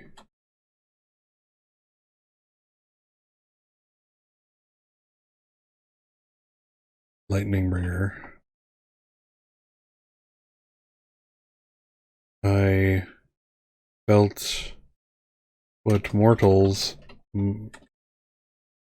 might call a chill, and with his touch knew a power greater than my own, and I was intrigued and excited to be kept by him. Oh, what could he teach me along his own path, questing for immortality?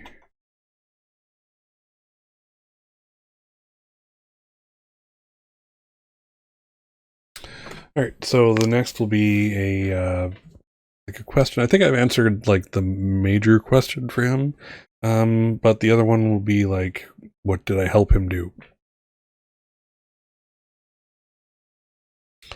What great feat did you assist your keeper with?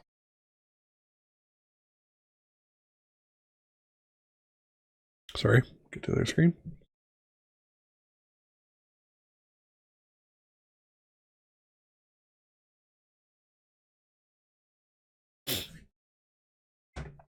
All right. What great features? So, Amiga Rax would spend most of his days either in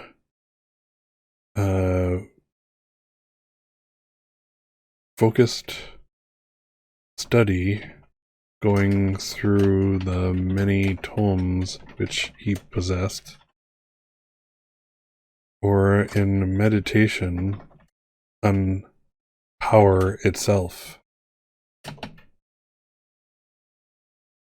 His own tower was well feared by the locals, but every now and again a hero would show up at his doorstep and issue a challenge to combat. They always offered him the option to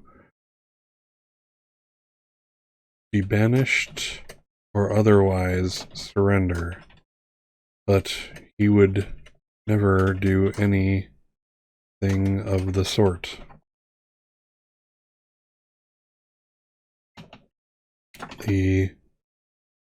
Whether it was a hero at the portcullis to his tower, or a suddenly brave group of villagers with pitchforks and torches, the end was always the same. They died and joined the ranks of skeleton guardians stationed forever at the base of his tower. Both he and I had long since forgotten the names of the various heroes whose names had likely equally faded into the oubliettes of history on their own. They were insignificant. Nice. Okay, so we've answered the question there. And this is Act 3, The Ruination. All right, so we answered the Keeper's questions, and we're going to choose from the tables. Let's see here.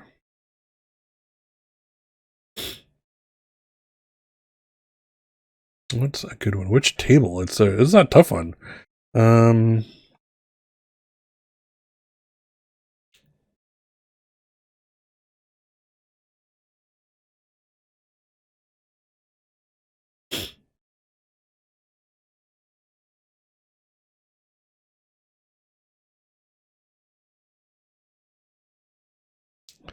let's see.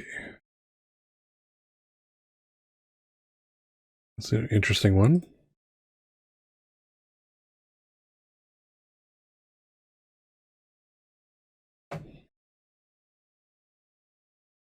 All right.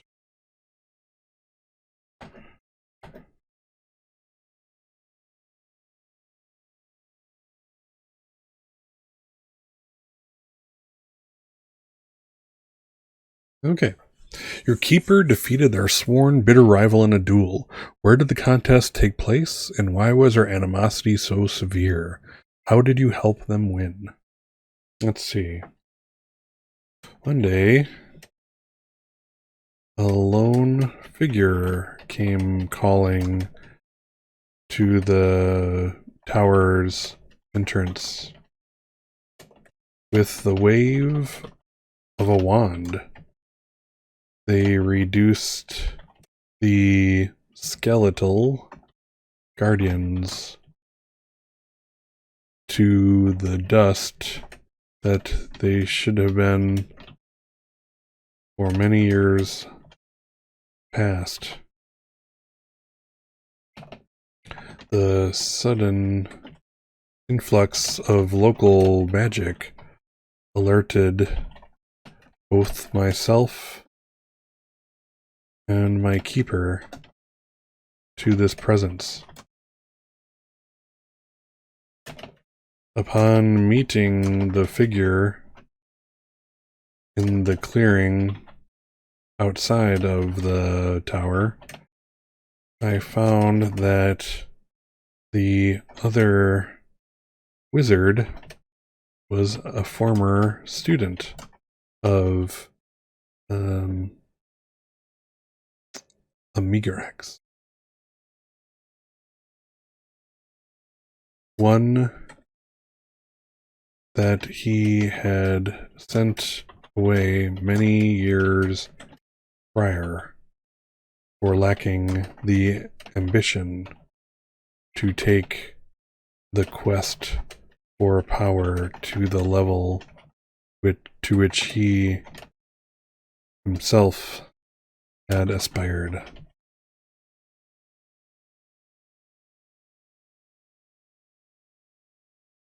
The battle was long and hard, and my keeper fought with every bit of power at his disposal, using dark magics from kingdoms long forgotten to spell creations of his own. The former apprentice smiled at seeing victory within their grasp. But while the apprentice may have learned quite a bit, they lacked but one thing: the lightning bringer. When it seemed that all was lost, I welled up all of my power and focused it through the tip of me, and the neonate was bathed in the electric, in all of the electric destruction that I could muster with all of my knowledge and resources. In the end, the small army of skeletal guardians began building up again with the apprentice as the first of this new guard.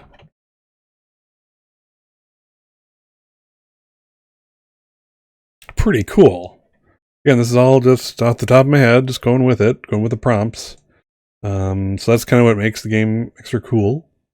I like the like just like 1,000-Year-Old Vampire. I like the the prompts that kind of let you fill in the blanks as you will. Very cool stuff.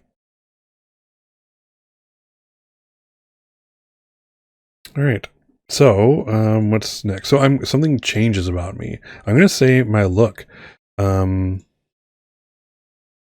Let's see. First, well, most of my length remains smooth and polished. The extreme power that erupted forth from me left the top of me charred and cracked open like a blossoming flower.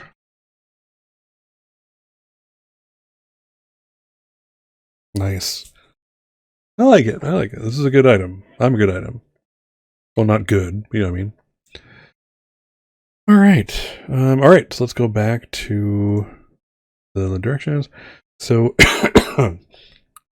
now we ask answer an artifact question.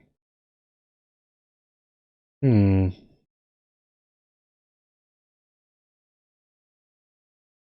is a good one.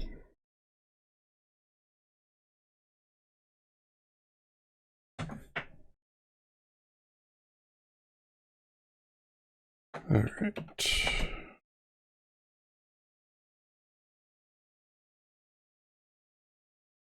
How do you come to think of your keepers as teachers, students, or something else?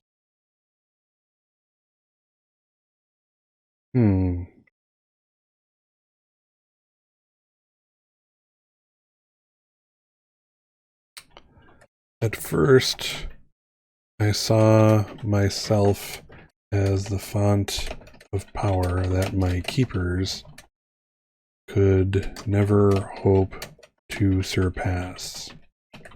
As time went on, as keeper, again, I want to get away from notes of time. As keepers went on, I found that they represented my link to the knowledge and power of the world. So they were my companions.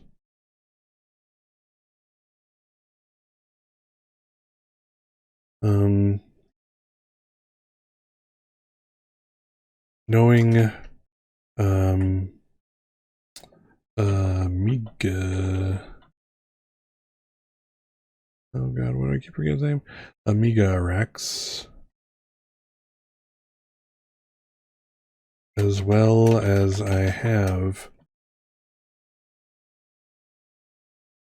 think that I have found my master in him, as he has taught me so much and allowed me to stretch my abilities so much that I know of a new potential now. A potential that may even one day rival his own. At this point, though, I know I am but his student and tool, though a respected one. Okay, now is when I would normally go into how does my keeper lose me? But I'm not going to do that this time. This is different. So I'm going to be, this is the lich you have to kill to get me. Let's do that. All right, epilogue. Amiga Rex has kept me for some generations now. I have learned, grown, and experienced much. If it is one thing that I have learned, however, it is that while I am immortal, the same cannot be said of any keeper, to include an undead lich who will brave the tower and claim my power and knowledge for themselves. And will they be my pawn, companion, equal, or master? We shall see. ... Cool. Again, this was a little shorter session than I've been wanting to run with this, but I'm just following directions. Like, I could do an extra keeper, but at this point I would feel like I'm cheating it. This is a really good place for this item to end and maybe get, used in a campaign somewhere, that kind of thing. So yeah. So viewers, thank you for being here with me. It's awesome. You're awesome. Hope you're all having a great Tuesday, Wednesday, whatever. If you're if you're here on Twitch, go ahead and think about following me. You'll be notified of when I go live and that kind of thing. I'm also an affiliate, so if you feel the need to support my channel, feel free to subscribe. That'd be awesome. If you're watching me on YouTube, definitely subscribe to my channel. It definitely helps. And like and comment on this video and tell me what you thought about it. I'd very much like to hear your thoughts about it. Let me know if you use it in your campaign. That'd be so awesome. But regardless, either on Twitch or on YouTube, all my social media stuff is below. In Twitch, it's in the about. In YouTube, it's in the description. And I hope to see you again. And in the meantime, I hope that your search for power and immortality doesn't corrupt you, and that you hang in there and you do good things in the world and make the world a better place, and you go forth and do no harm. And again, I hope to see you again. In the meantime, take care, be good. See you soon. Bye for now.